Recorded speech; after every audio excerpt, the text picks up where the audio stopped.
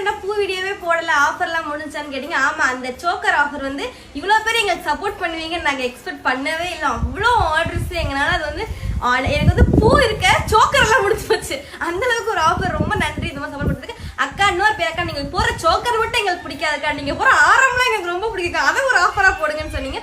உங்களுக்காக தேடி கண்டுபிடிச்சு சோக்கர்லாம் இறக்கி இருக்கேன் உங்களுக்காக. கொண்டாடுறோம். இந்த ஃப்ளவர்ல நீங்க 1 மீட்டர் பிச்சி வாங்குனீங்க அப்படின்னா